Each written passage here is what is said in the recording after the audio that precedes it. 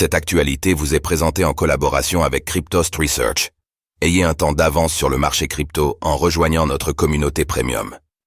Économiquement infaisable, Bitcoin et Ethereum seraient désormais à l'abri d'une attaque des 51% et 34%. L'attaque des 51% est l'épouvantail des blockchains qui font usage de la preuve de travail. Mais Bitcoin, BTC, serait désormais complètement à l'abri de ce vecteur d'attaque, selon un nouveau rapport de Coinmetric. L'analyse note également qu'Ethereum, ETH, est à l'abri d'une attaque des 34%.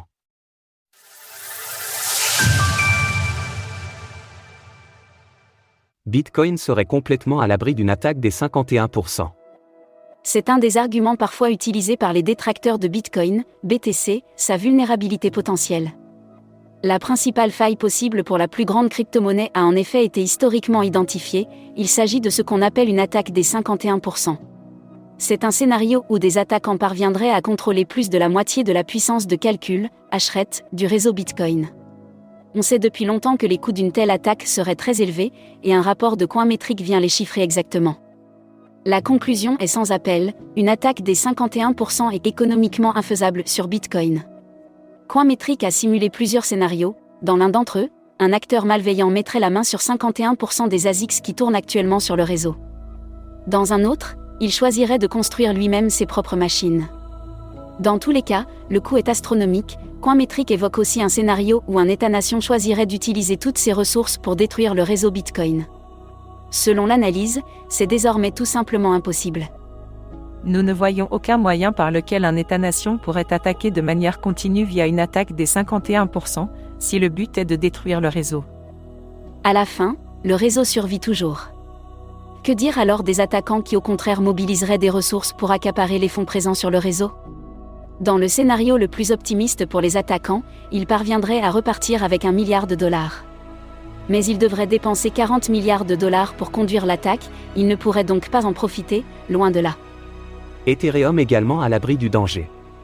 C'est aussi le cas chez Ethereum, pour qui l'attaque des 34% est aussi un épouvantail récurrent. La menace a été de plus en plus évoquée avec l'arrivée des fournisseurs de Liquid Stacking Derivative, LSD, à l'instar de Lido Finance. Si un attaquant mettait théoriquement la main sur 34% des ETH en stacking, il pourrait menacer le réseau. Là aussi, on savait déjà que c'était une menace peu probable, mais Coinmetric vient de confirmer qu'économiquement, cela n'est tout simplement pas faisable. Nous estimons qu'une attaque sur Ethereum prendrait 6 mois. Et que cela coûterait plus de $34 milliards. L'attaquant devrait gérer plus de 200 nœuds. D'où une conclusion de l'analyse particulièrement optimiste, c'est la première preuve empirique. Sur Bitcoin et Ethereum que les actions antagonistes deviennent peu attirantes quand on les compare à d'autres stratégies, comme participer honnêtement au réseau ou s'abstenir de participer.